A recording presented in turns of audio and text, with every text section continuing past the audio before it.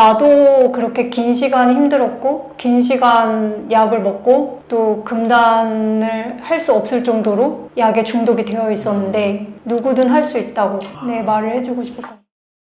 안녕하세요. 한약연구소 노대현 원장입니다. 제 진료실에 오시는 분들이 가장 먼저 묻는 질문이 뭔지 아세요? 원장님, 약을 일주일에 몇 밀리그램씩 줄여야 하나요? 어떤 순서로 끊어야 금단 증상이 없나요? 와 같은 단약을 위한 기술적인 방법들입니다. 그런데 말이죠. 제가 수백 명의 환자들에게 정신과 약 단약을 도와드리면서 살펴본 결과 안타깝게도 이런 질문부터 하시는 분들의 약 90%는 단약에 실패하십니다. 단언컨대 여러분이 매번 감약에 실패하시고 다시 약 용량을 올리게 되는 이유는 여러분의 의지가 부족해서도 아니고 약을 줄이는 기술이 부족해서도 아닙니다. 진짜 이유는 엉뚱한 곳에 자꾸 집착을 하고 있기 때문입니다. 오늘 영상에서는 단약의 지옥 같은 쳇바퀴에서 벗어나서 남들보다 10배는 빠르게 성공하는 법, 제가 이름 붙인 단약의 추월차선에 대해 말씀드리려고 합니다. 이 조건을 갖추지 않고 무턱대고 약부터 줄였다간 재발 확률만 치솟게 됩니다. 오늘 그 진짜 비밀을 다 공개해보도록 할게요.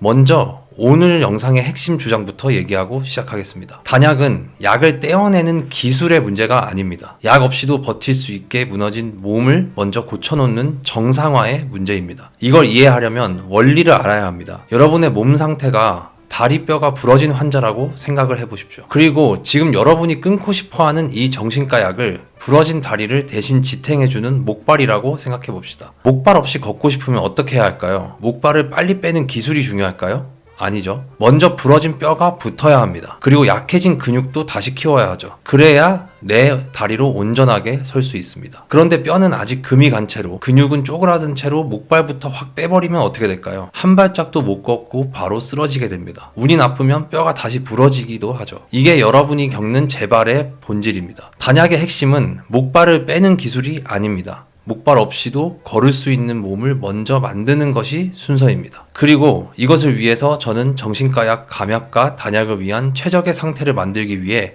한약 치료를 필수적으로 병행합니다. 원장님, 단약 클리닉이니까 약 끊는 법만 알려주시면 되는 거 아닌가요? 한약은 굳이 왜 먹어야 하죠? 그냥 한약 팔려고 하는 거 아니에요? 실제로 이렇게 묻고 제 제안을 거절했던 분도 계십니다. 예를 들면 얼마 전 찾아온 한 환자분이 그러셨어요. 원장님, 저는 상담이랑 약 끊는 스케줄만 짜주세요. 한약은 필요 없습니다. 다른 데서 다 먹어봤어요. 라고 단호하게 말씀하시더라고요. 이 환자는 약 8년 동안 항불안제를 드시고 계셨던 분이셨습니다. 저는 몸이 준비가 안 된 상태에서는 감약과 단약을 무조건 실행하는 것이 위험하다라고 말렸지만 결국 다음에 다시 오신다면서 제 진료실을 나가셨습니다. 결과는 어떻게 됐을까요? 3개월 만에 결국 다시 예약을 하시고 돌아오셨습니다. 물론 이분께서는 단약 이전에 감약 과정도 제대로 이겨내지 못하셨습니다. 약을 조금만 줄여도 심장이 터질 것 같고 잠도 아예 못 주무시고 일상생활이 아예 불가능해진 거죠. 그래서 이분이 다시 오셨을 때는 이전에 드셨던 한약과 저희 한약 치료가 어떻게 다른지를 자세히 설명드렸습니다. 다른 곳에서 드셨던 한약은 흔히들 알고 계시는 동의보감에 나오는 불안장애에 좋은 한약, 우울증에 좋은 한약 등이었습니다. 하지만 이것과 다르게 저희는 일단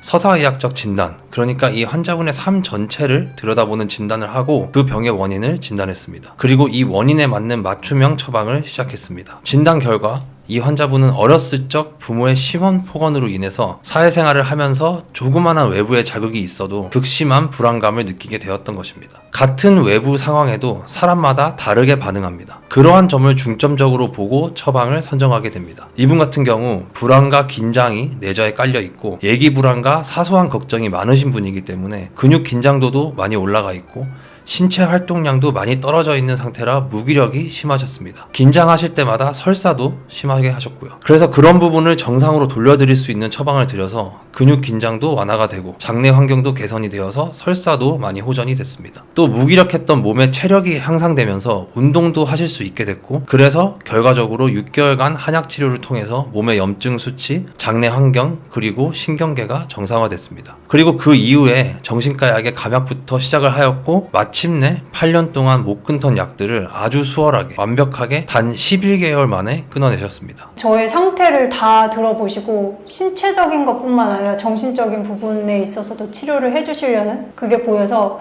만약 어느 한쪽에만 치중해서 치료를 하셨다면 제가 조금 믿음이 덜 갔을 텐데 네, 그 두 개를 다 이렇게 균형 있게 치료를 해주시려는 모습에서 치료가 되겠다라는 믿음이 가기 시작했던 것 같아요. 그럼 대체 한약이 무슨 역할을 하길래 대안이 될 수 있는 걸까요? 다른 데서 드셔보셨다고 하시는데 과연 뭐가 다를까요? 먼저 저희가 처방하는 한약은 단순히 기운을 보하는 보약이 아닙니다. 지금 말씀드리는 내용이 저 또는 저희 한의원을 홍보하는 것 같이 비춰질까봐 살짝 우려도 되긴 합니다. 하지만 실제로 이렇게 해서 수백 명의 분들에게 단약을 도와드리고 있으니 당당하게 저희의 치료 과정을 솔직하고 쉽게 설명드리려 합니다. 먼저 저희는 수십 년간의 임상 경험과 연구 등을 통해서 정신과 질환 환자들의 몸 상태를 정상으로 돌려놓는 한약 처방을 엄선합니다. 저희가 세상에는 없는 약을 새로 창조하거나 어떤 신비한 약재를 따로 찾은 것은 아닙니다. 기존에 잘못 사용되어 오던 처방들을 수십 년간의 고증과 임상 연구를 통해 제대로 사용할 수 있게 되었습니다. 참고로 해외 의학 논문에서도 검증이 된 처방을 쓰는 만큼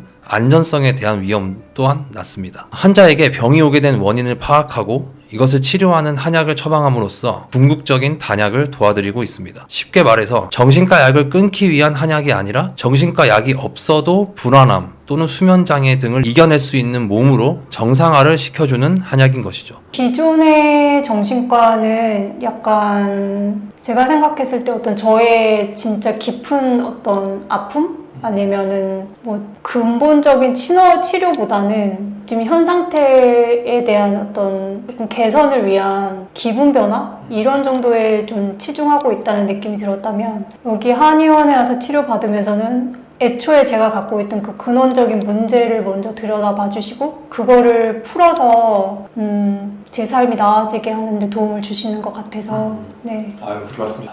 아니요, 진짜 진심이에요. 감사합니다. 몸이 정상화되게 되면 정신과 약을 줄여도 뇌가 견딜만 하네 라고 느낍니다. 이게 바로 남들보다 몇 배는 빠르게 약을 끊어내는 추월차선의 비밀입니다. 이렇게 해야 정신과 약을 줄여가고 끊게 되어도 몸은 더 이상 영향받지 않게 됩니다. 이건 근거가 명확합니다. 우리 기분을 조절하는 세로토닌의 95%가 장에서 만들어진다는 사실, 장내축이라고 불리는데 요즘은 꽤 많은 분들도 알고 계신 듯 합니다. 몸의 염증 수치가 높고 장내 환경이 엉망이면 아무리 신경전달 물질을 조절하는 약을 먹어도 밑빠진 독의 물붓기입니다. 반대로 몸과 장내 환경을 정상화시키면 비로소 정상적인 신경전달 물질이 나오게 됩니다. 즉 항상성이 유지가 되는 것이죠. 결론적으로 제가 드리고 싶은 말씀은 단약을 어떻게 하는지, 약을 얼마나 어떻게 줄여야 하는지 등의 질문 대신 여러분의 몸 상태를 먼저 정상화시키는 것이 우선이라는 겁니다. 예를 들면 소화는 잘 되는가, 특정 부위에 근육 통증이나 저림 등의 증상이 있지는 않은가, 두통이나 어지러움이 자주 있지는 않은가, 아침에 일어날 때 몸이 무겁거나 하루 종일 무기력하지는 않은가, 감기 같은 호흡기 질환에 유독 자주 걸리진 않나